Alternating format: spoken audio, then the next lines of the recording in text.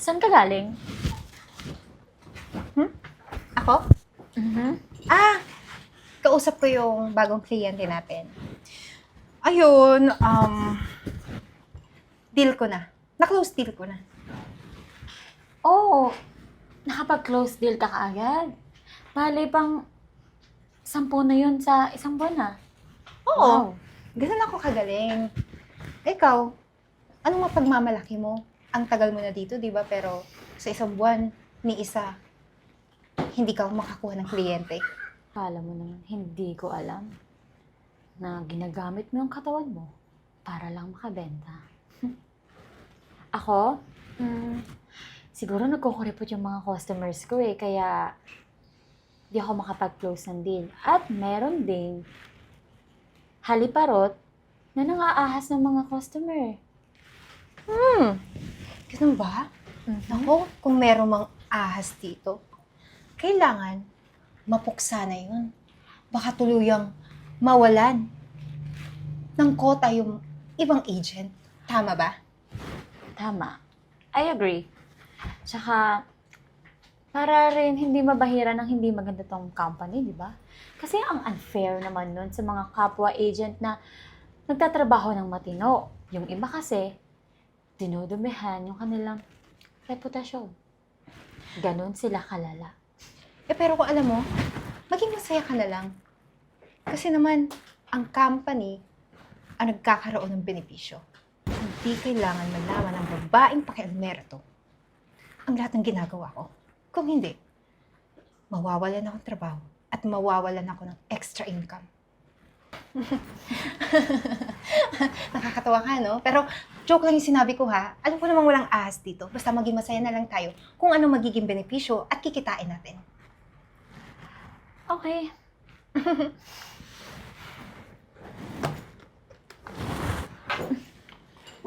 Hi sir, good afternoon po. Good afternoon.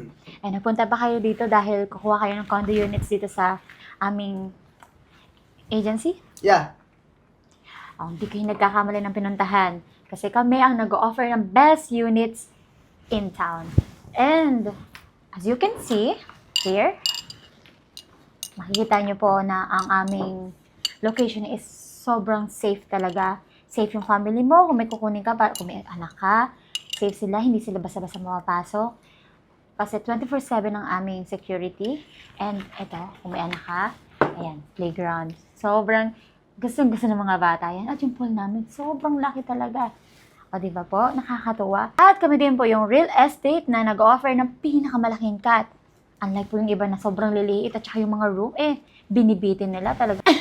Excuse me, Miss Arian. Yes, Miss Eden. Madami mong in-explain. Parang nalito yung customer natin. Bakit? Kailangan naman niya malaman lahat ng mga detalye sa unit natin, di ba? Alam mo, watch and learn. Bibigyan ka ng technique. Paano magbigay ng brief and simple explanation para sa mga customer natin. Sir, willing ka bang lumipat dito sa pwesto ko para ako na mag-explain? Dahil may extra service dito. Ano? May extra service? Naku. Siyempre, willing na willing ako. Lilipat ako dun. Mas maganda yata dun kesa dito. Ang daming sinabi. Hindi ko naman masyado maintindihan. Dun na ako sa extra service. Ito, extra service yan. Nagbenta na ng katawan. Okay, sir. By the way, wala na tayong kailangan pag-usapan pa tungkol doon kasi yung iba na-explain na ni Miss Arian. So, ang kailangan na lang natin gawin is kausapin kita privately para hindi malaman ni Miss Arian kung ano yung iba ko pang technique, yung pinagbabawal na technique para makuha ko yung loob ng mga kliyente namin at makadeal ng condo. Nice! Dito na ako. At least dito, bukod sa condo, may happy ending pa. So ano, sir? Ready ka na bang makausap privately?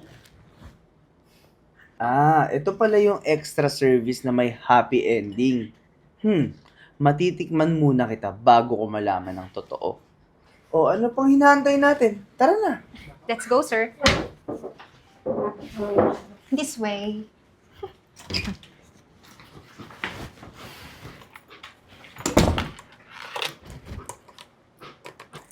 Miss, pwede ba makiupo na? Sige po, ano pong problema? May Hindi ako bibili ng kondo. Hindi. May lakad ako dito. Yung asawa ko, nagka-STD nang dahil sa isang ahente rito. Kilala mo ba to? Yes po. Naging customer yan ng asawa ko sa bar. At nakabili pa ng 10 kondo. Hanggang ngayon nagbabayad kami. Wala na kaming pera, nagbabayad pa siya. Yon ay dahil para may connection pa rin silang dalawa. Pero ma'am, sigurado po ba kayo? Kasi mahirap magparatang nang wala tayong iba pang pruweba bukod dyan. Baka tayo po yung mabaliktad. Asawa ko yung nagkwento ng lahat. Dahil wala na siya eh. Buko ko na siya eh. Ayan. Ayan pa. Di ba magkasama sila? At ayun, ngayon, ginagamot ko dun sa STD niyan. Isipin mo, ha? Wala na kaming maibili ng gamot. Nagbabayad pa kami ng 10 kondo. Gaano karaming pera yan? Nang dahil dyan sa babaeng yan. Naiintindihan ko po kayo, ma'am. Pag siniswerte ka nga naman, mga pruweba na ang lumalapit. Wala ka na talagang kawala. Huling-huli ka na. Nasaan na yung babaeng yun? Gusto ko makita yun! Ngayon na! Ano, sir? Okay ka na ba? Siya nga! Yung kabit ng asawa ko, dyan nahawa yung asawa ko ng STD. Sa babaeng yan! Excuse me, ma'am. Ang lakas mo naman, Ma'am Bintang. Anong kabit pinagsasabi mo? Sa itsura mo niyan, meron akong kabit din na matanda. Wala. Hindi ko yan type. Yung mga type ko mga ganito. Nakalimutan mo na? Yung pinabili mo ng 10 kondo, na hanggang ngayon binagbabayaran pa namin? Eto ka ayan nakahubad ka pa nga eh. Di ba? Malandi ka! Makati ka! Para kang higad! Lintik na buhay to. Baka mabisto na ako nito. Baka mawalan talaga akong trabaho pag nalaman nila lahat at isumbong ako sa amo ko. Ako? Yan? Nakahubad? Hoy, hindi ko ugali yan. Kung ako sa'yo, umalis ka na dito, nag-i-scandal ka, pinapahiya mo lang yung sarili mo. Alam mo naman ngayon makabago na, may mga AI na, napapalitan na kahit sino mo ka ang gusto mo. Kaya kung ako sa'yo, umalis ka na sa company to. Meron pa akong aasikasuhin na customer kasi pipirma na ng kontrata dahil nakadeal ako ng kondo. Alam mo, matanda lang ako pero hindi ako tanga. Huwag mo akong tangahin. Yang kagaya mo, malandi kang babae ka, ginagamit mo yung katawan mo para kumita ka ng pera. Hindi ka na kukonsensya doon sa mga lalaking ginagamit mo. Hindi mo alam kung may mga pamilya sila na nasisira mo. Asawa ko ang nagtapat sa akin ng tungkol sa inyong dalawa. Pangalawa pa, may sakit ka eh. Wala akong sakit. Hindi mo naiintindihan. Lahat ng ginagamit mo, nahahawa sa'yo. Napiperwisyo rin sila. Hindi ako aalis dito hanggat hindi ko nakakausap yung manager nyo. Sir, huwag ka po maniwala sa matandang yan Alam niyo naman po, pag matanda na, marami ng mga iniisip na kung ano-ano, minsan nag-hallucinate na. Huwag po kayong mag-alala, safe po kayo sa sinabi kong kondo. Tsaka lahat ng yun, everyday may extra service kayo sa akin. Siyempre, hindi ako maniniwala dyan, Miss Eden. Sayong-sayo pa rin ako maniniwala. Paniwalang-paniwala si Gaga. Sa kliyente niya. Hindi niya alam, ito na yung katapusan niya. Talaga nga namang maganda kang babae ka pero hindi ka marunong mag-isip. Akala mo paniwalang-paniwala ako sa lahat ng mga ginagawa mo. Mahuhuli din kita. Akala mo, basta papayag na lang ako ng ganyan-ganyan? Pag hindi kita nakakapot na babae siya! Teka! Ano nangyayari dito? Ma'am, kasi yung matandang yan nag-i-scandal yan dito kung ano nang sinasabi. Nakakahiya sa kliyente ko. Tingnan mo. Alam mo, dapat yung matandang yan nire-respeto pero sa ginawa niya, nagiging siyang maduming imahe sa mga kabataan katulad natin.